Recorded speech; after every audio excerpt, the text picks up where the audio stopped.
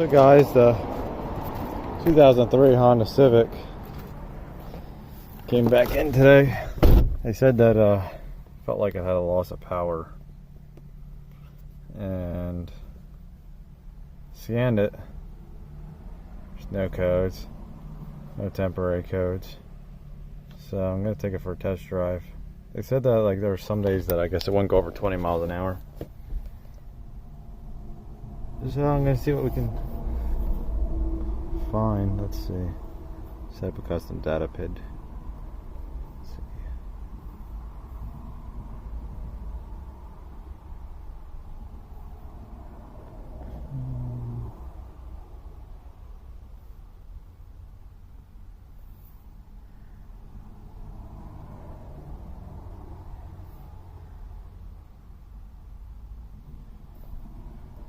It's always good on a cold car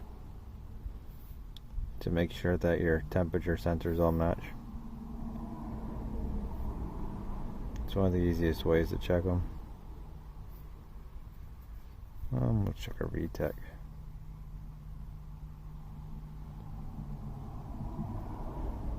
I'll go with EGR.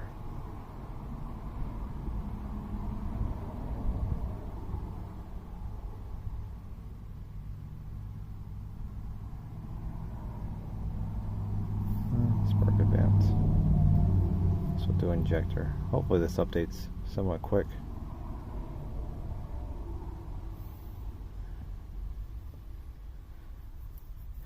Let's see, intake 91. Engine coolant's 87. So they're pretty close together.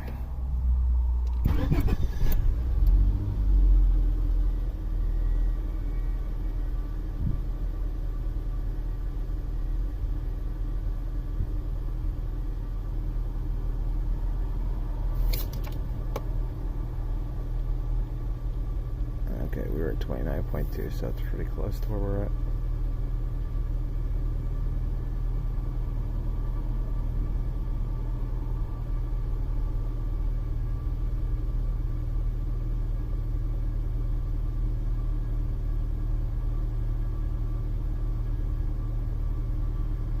So guys, I'm gonna let this warm up and I'll take it for a test drive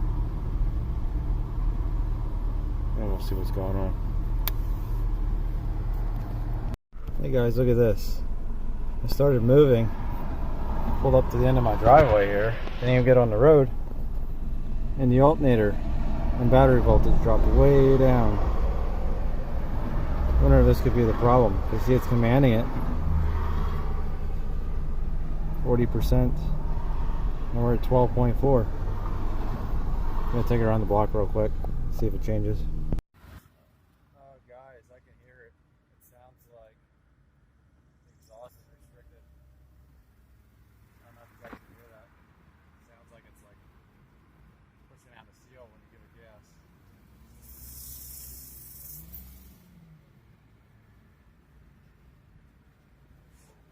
Yeah, I think we might have to do like an in-cylinder waveform. See how much exhaust back pressure we have. You can hear it echoing off the trees.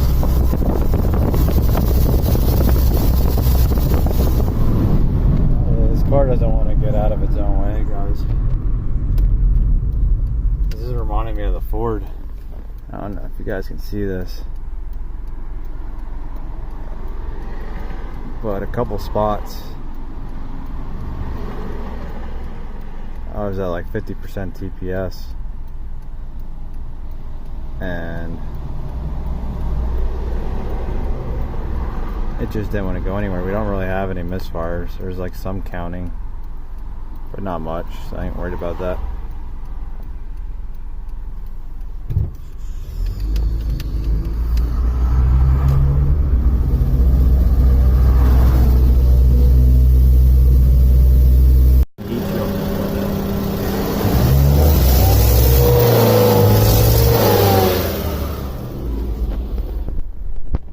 Sounds like a restricted exhaust. I got my pressure transducer in cylinder 1. I got a metal one, thanks to Brandon Seckler pointing out the issues with hose type ones expanding and skewing the waveform a little bit. Can't use the metal ones on all cars, but this one will work great. And plus it won't get stuck in the spark plug hole if the engine gets hot while doing this. So I got it, probably can't see this, but I got the transducer zeroed. Got peak detector on, start it up, see what we get.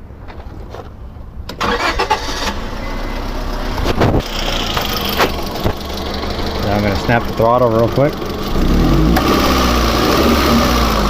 Use the other hand.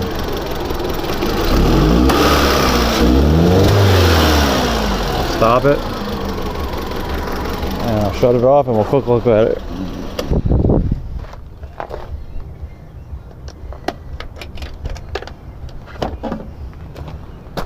See if I can find a shady area where we can set this. Here we go. Let's see. Zoom out.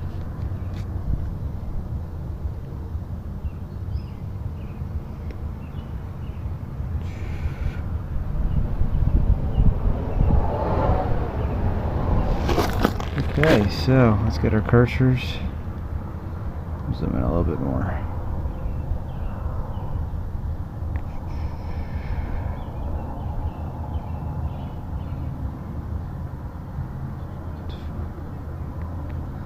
Let's see, cursors, show.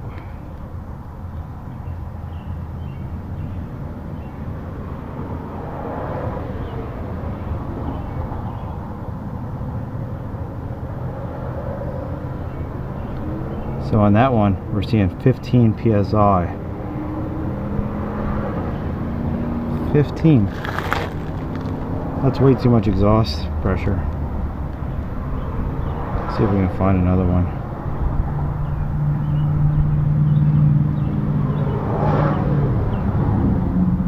Zoom out.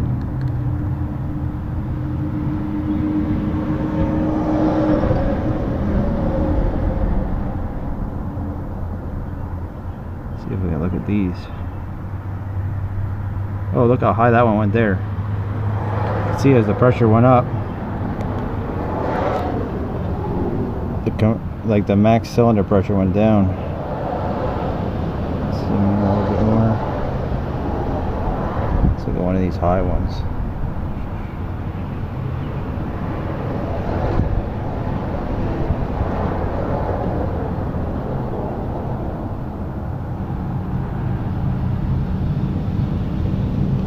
There we go. 25 psi. 20 to 25 psi on the exhaust. It's way too high. Guess what I can do is I can pull an oxygen sensor out and we can see if it gets better, and it probably will. Let's see, can we pull an oxygen sensor out on this? Looks like we'll be able to pull an oxygen sensor out. I'll try to pull that one out down there. I'll let it cool down a little bit. But this is pretty much confirmed. Restricted exhaust. The oxygen sensor out. Don't know if you can see it or not. But the pressure transducer is still in there. I'll start it up. This will probably be loud. You probably won't be able to hear me.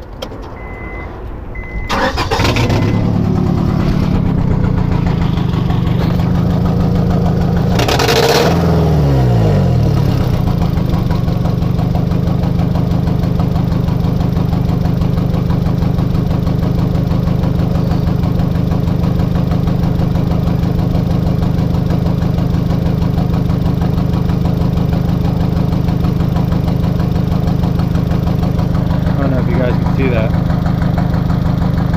There is like no exhaust back pressure now. Let me try it again. Try revving this twice. There we go.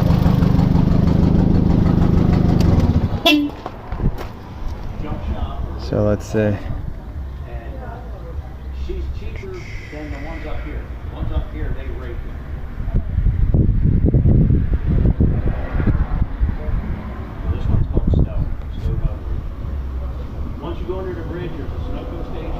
Let's go to this one. Look at how much the peak's changed. Still all this active. So I'll get my wife to go down there, she'll sign the title and everything already. So whenever you're ready, you have to go down there and do it. And now we have no back pressure. I don't know if you guys can see that. I'll move this underneath the car. Let's see. I'll zoom back out. Come on. There you go. Here, we'll move over here to the first rev, since that one was bigger. The inside? Well, that's probably like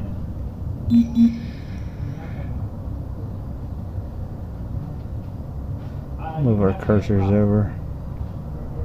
I know what you mean. You have to ask Rob. I don't know if it had it or not. If he had to take it off. Let's see what our pressure's at. Look at that. Oh, I'm not worried about it. -5 and negative. Cursors. -5 psi and 2 psi. So we can see it changed a lot just by taking that oxygen sensor out. See down here at idle. Let's zoom this out a little bit. See, they look a lot better now. I think it might be skewed a little bit from the heat, and probably because we're now breathing the exhaust through a tiny hole. Let's see.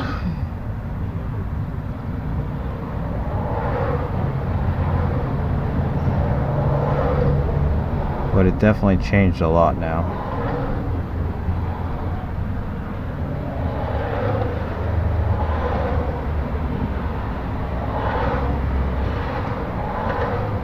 Yeah, see there, we're still showing somewhat of vacuum. I'm assuming that's probably the gauge not being zeroed anymore. But huge difference. That confirms that we have a restricted exhaust. Otherwise the pressures wouldn't have dropped. Waveforms, I'll zoom out a little bit. Put them up on my computer. This is with the restricted exhaust. You can see how the exhaust goes up and then comes back down. And goes up every time I increase the throttle. So I focused in on one of these. Let's see. We'll go here. So there's one before. We're at 17 psi on cursor 2. Cursor 1's at 13. So it's probably almost 20 psi of back pressure. And if I go to with the sensor removed, zoom out, look at this one. You can see the exhaust stays pretty much at 0 the whole time. Even down here, it just stays pretty consistent. Go back. So now when I zoom in, this is with the sensor removed. Go here. We're seeing what, -8 psi and 1.7. So it's a huge change. There you go, it's confirmed restricted.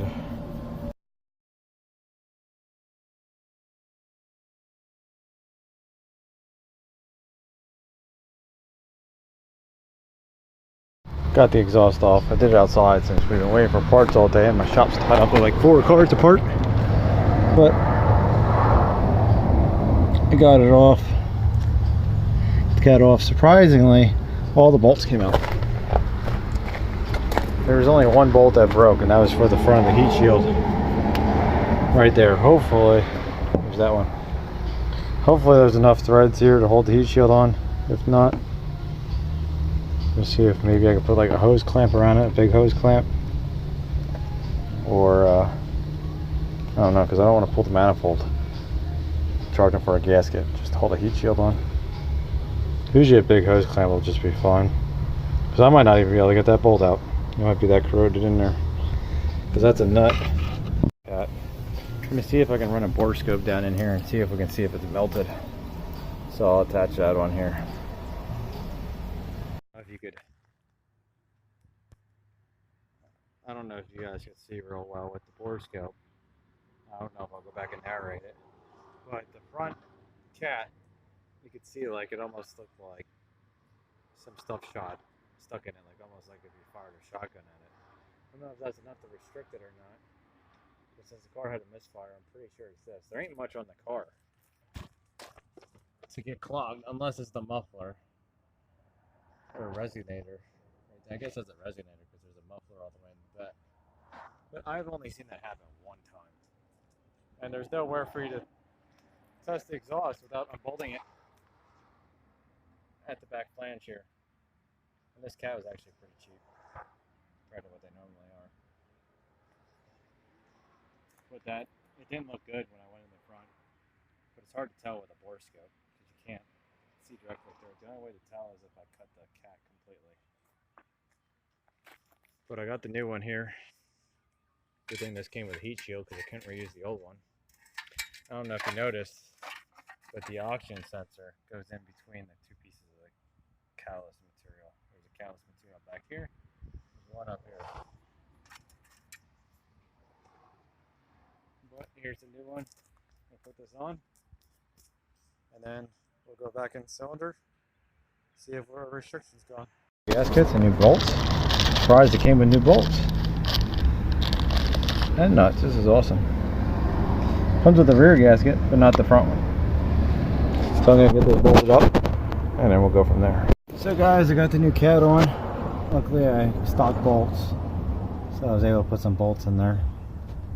Got the oxygen sensor thing. Got the front oxygen sensor in. It's all screwed in. Got the heat shield on. I'm gonna have to get a clamp or something to hold this, stop it from rattling because the bolt doesn't thread in. That broke. I don't want it to make noise. So my pressure transducer zeroed. It's completely zero. So I'm gonna start this up and see what happens. I haven't started it yet.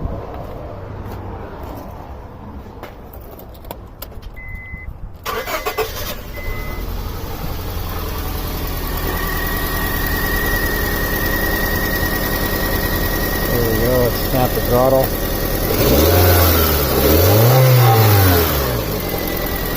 Stop this and look at it.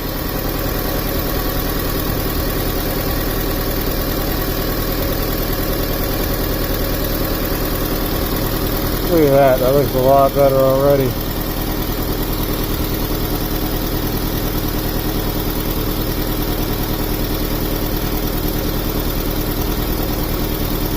Let me shut this off.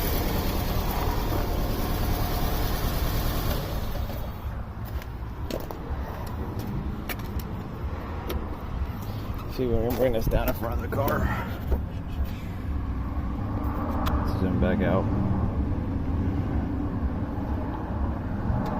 I'll go here.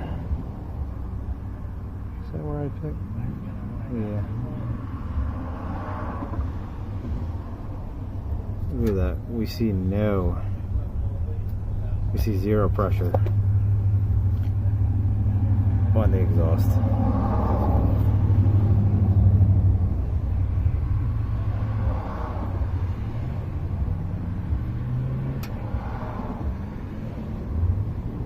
So I'm gonna put the coil back in. We'll take it for a drive. We'll see if this is fixed. I'll save this.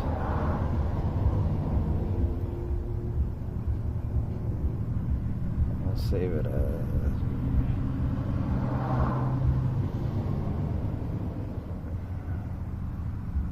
new cat. There we go. I'll bring this up later then. Show you guys on the computer where you can see easier.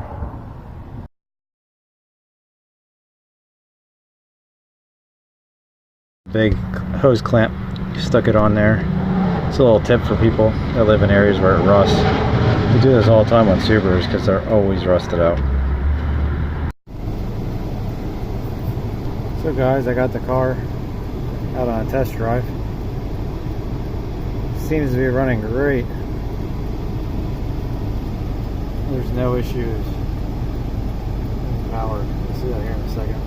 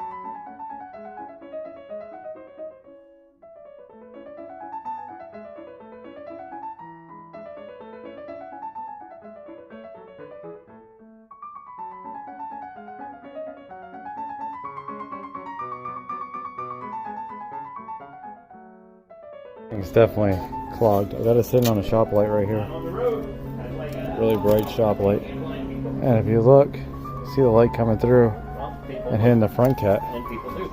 But there's nothing up here, even if you hold it up to the sun.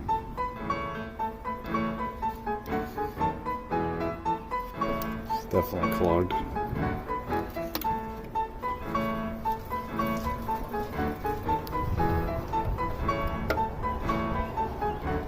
See? Nothing coming through. And we're looking right at the sun. There's no light. So, it's confirmed clogged. Guys, here's some bonus footage. I noticed that before the cap was replaced, which this is the log of,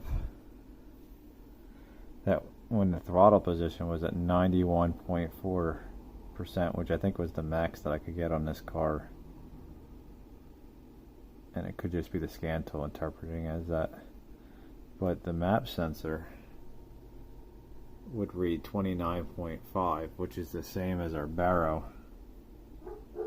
And after replacing it,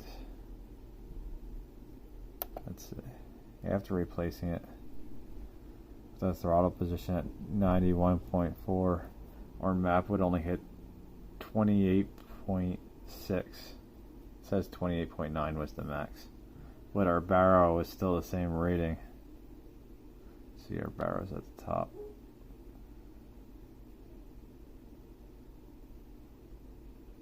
There, 29.5 still.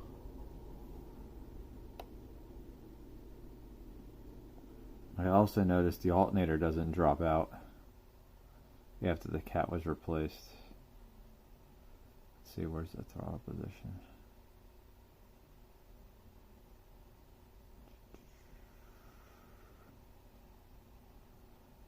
Probably overlooked it.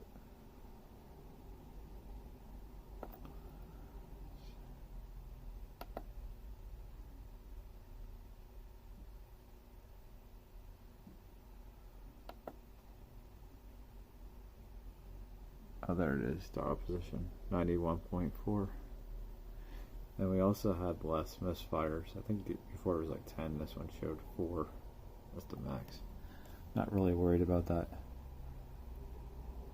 I don't even know if they're real, because in what, 2 or 3 miles, maybe a little bit more, you get 3 or 4. How are you going to find that?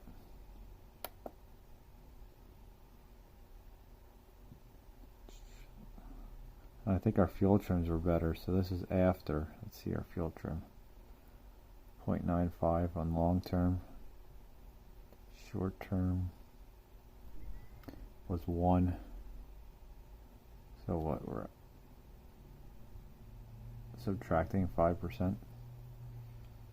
And then our injector milliseconds was like 5,500 RPMs was 14.91. Spark advance was 16. Let's see what it is on the other one.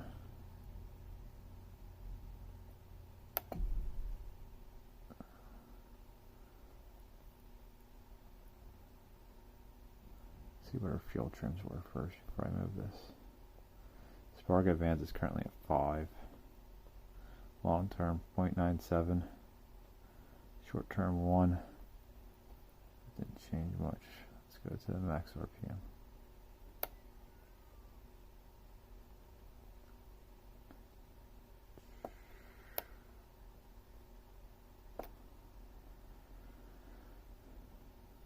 Spark advance was 16 there.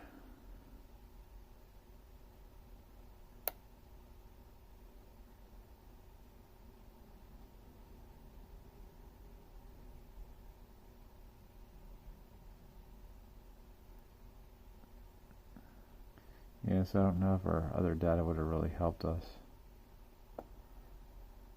Our max pulse width never got that high either. Max was 13.32. Probably because we couldn't accelerate right. And look how much that battery would drop out. It would drop out a lot. Like we're going down to 12.6 volts here. Let me go back to the other one.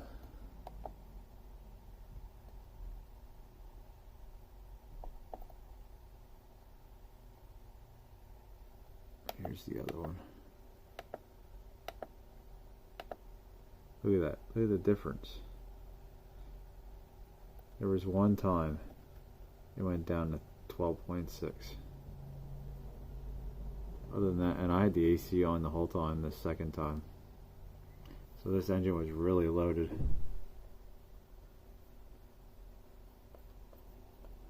Bring that up closer. And I also noticed the car was shifting a lot better too. Go back to the other one.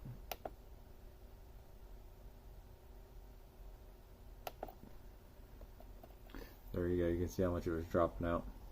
I'm thinking that it was calculating the load. And look at that. And thought it was really high, so it was doing everything it could do. Try to give the engine power.